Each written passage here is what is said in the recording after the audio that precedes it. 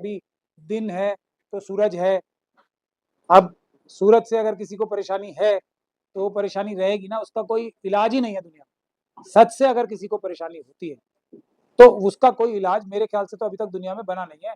मिथ्या के तौर पे सच को आप कपड़ा ढाक के छुपा के बोलते रहो कुछ भी, कि गौतम बुद्ध नहीं थे, ये कुछ और थे, ये बुद्ध विहार नहीं कुछ और है, तो आप बोलते रहो, कितना बोलते रहो, उससे फर्क नहीं पड़ता ना। झूठ दिखाया गया होता तो पहले तो जो मनुवादी मानसिकता का सेंसर बोर्ड इतना लंबा चौड़ा और पूरी हमारी मिनिस्ट्री है वो निकलने देती। मेरे ख्याल से मैंने देखी नहीं है अभी। 16 कट मारे नहीं, 16 कट मारे हैं ना, तो मैंने अभी देखी नहीं है। अभी इसमें मुझे 100% यकीन है इसमें पूरा सच नहीं दिखाया गया होगा अभी। पूरा सच तो इतना विभत्स है, इतना विभत्स है कि लोग खुद मतलब एक दूसरे का बाइकआउट करना शुरू कर देंगे, इतना विभत्स है असली सच।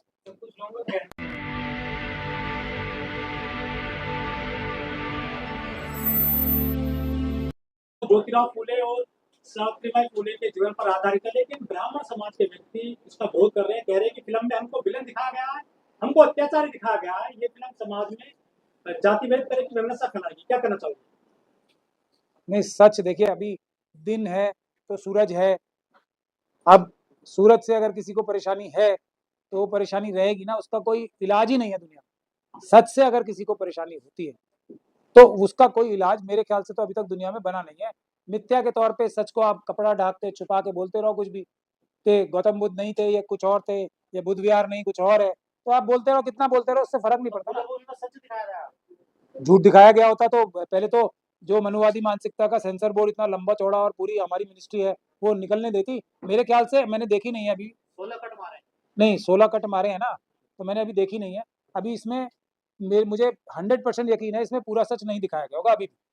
पूरा सच तो इतना विभत्स है, इतना विभत्स है कि लोग खुद मतलब एक दूसरे का बाइकआउट करना शुरू कर देंगे, इतना विभत्स है असली सच। कुछ लोगों का कहना है कि फिल्म जो है जातिवाद को बढ़ावा देती है। नहीं, जातिवाद में मुझे आज तक ये समझ में नहीं आया बुराई क्या है। मतलब जातिवाद को जो बुरे सेंस में लिया जाता है ना, वो है जाति के नाम पे भेदभाव बुरी चीज है। अगर कोई किसी ग्रुप में पैदा हुआ है, कोई किसी परिवार में पैदा हुआ है, कोई किसी जाति में पैदा हुआ है, तो उसमें बुराई क्या है? कोई बुराई नहीं है।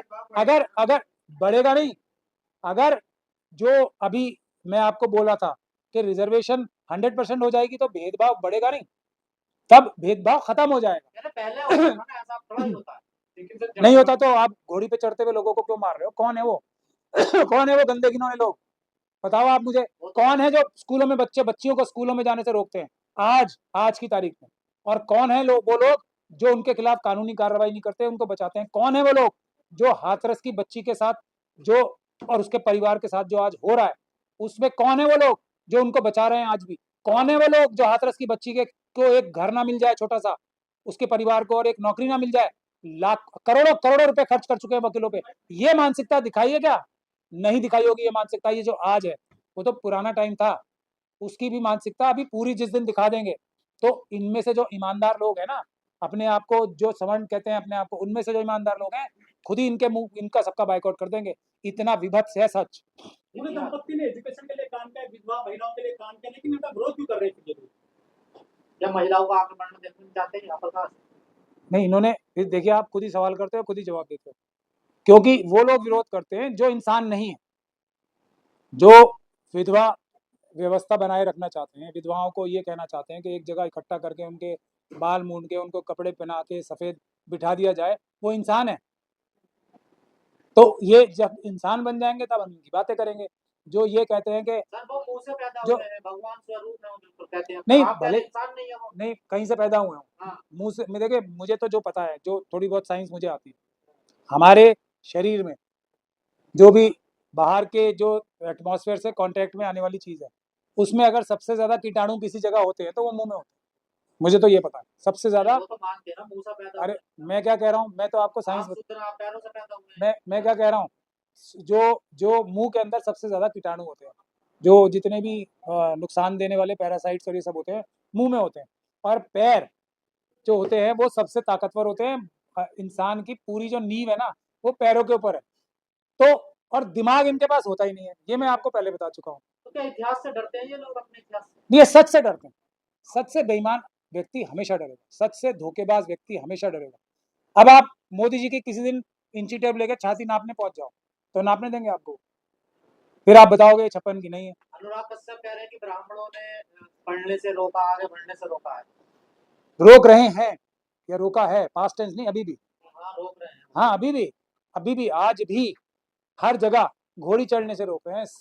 मतलब साइकिल, मैं अपने पैसे की साइकिल ला रहा हूँ, मैं अपनी घोड़ी ला रहा हूँ, मैं अपने पैसे दे रहा हूँ, मैं अब घोड़ी पे चढ़ के किसी भी और से ज्यादा मतलब सुंदर लगूंगा, तो अब मेरी तो कोई गलती नहीं है ना इसमें। गलती तो उसकी है जिसको ये लग रहा है कि यार अब ये भी घोड़ी पे चढ़ के ये तो ऐसा लग रहा है और हम ऐसे लगते हैं, तो उसकी गलती है ना।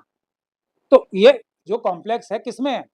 कॉम्प्लेक्स इसमें होता है जो कुछ होता नहीं है, वो अपने आप को प्रोजेक्ट करता है। 56 इंच की होती नहीं है लेकिन बताता है मेरी 56 इंच की छाती है, वो है उनमें कॉम्प्लेक्स। सिनेमा घर स्क्रीन नहीं दे रहे हैं मूवी के लिए। सच को कितना दबाओगे आप, मुझे बताओ आप। ये यूटीटी प्लेटफॉर्म आपने तो मेन स्ट्रीम जो सो कॉल्ड क्रिमिनल मीडिया उसको फेल नहीं कर दिया आपने। आप लोगों का तो ये है ना, फोन पे नजर आएगी ये तो सच है। मतलब सच लोगों के सामने कितना भी छुपा लिया जाए, ये सच है, ये सच आएगा और 100% रिजर्वेशन होगी।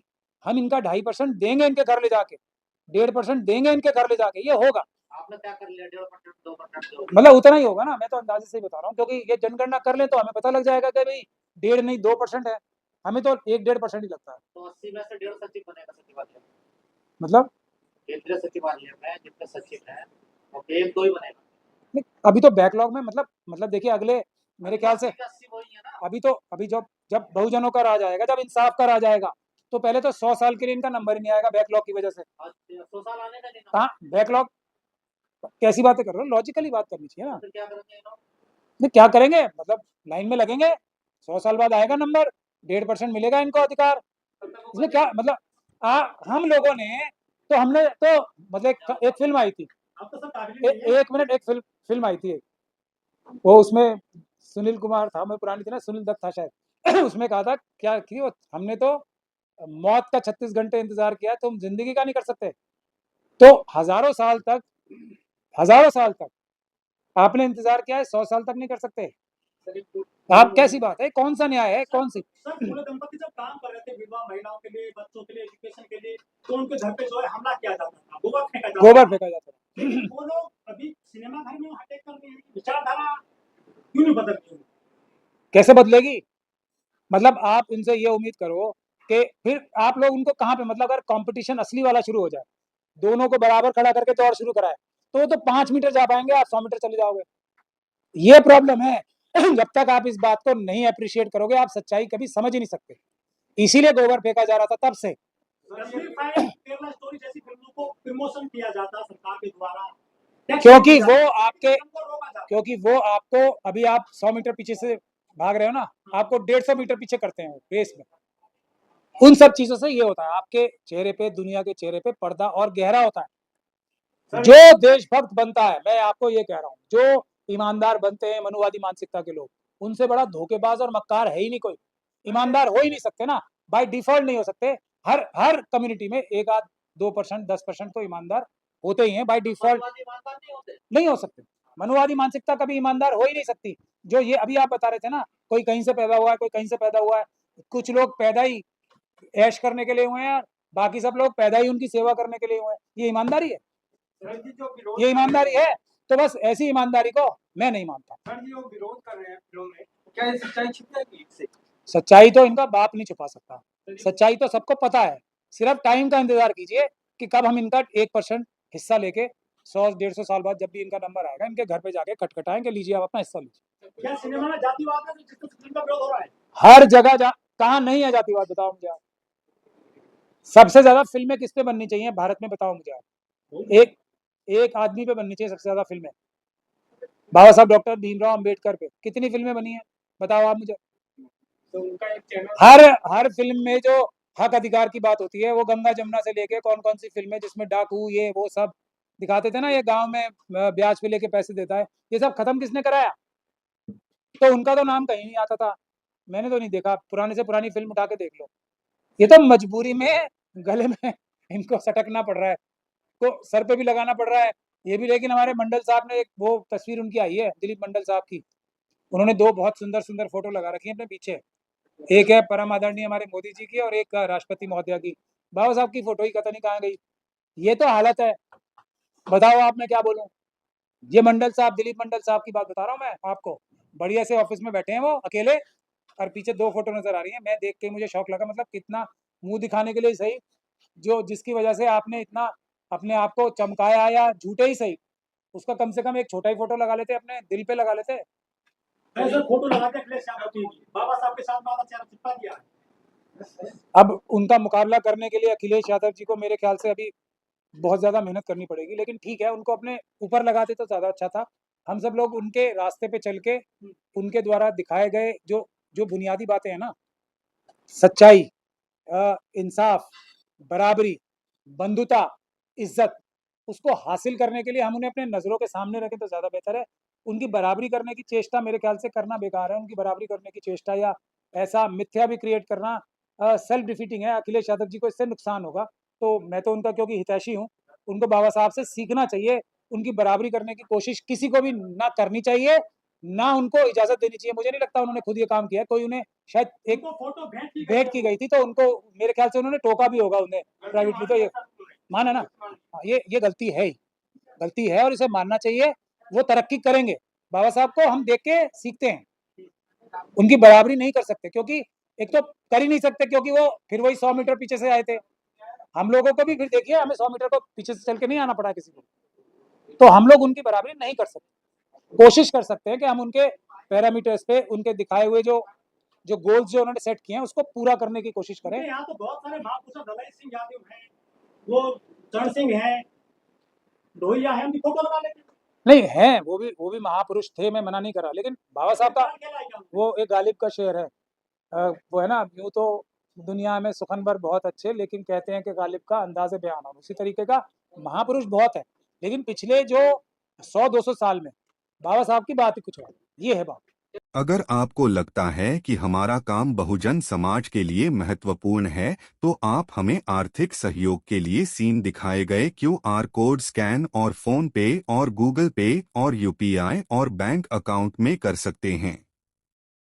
फोन पे, गूगल पे 9250529129, UPI 9250529129@YBL। Bank account state bank of India AC 104299462008, IFSC code SBIN 00066563। आपका छोटा से छोटा सहयोग समाज और हमें और मजबूत करेगा, जिससे हमें बहुजन पत्रकारिता में और निष्पक्ष बनाने में मजबूत करेगा। जय भीम, जय भारत।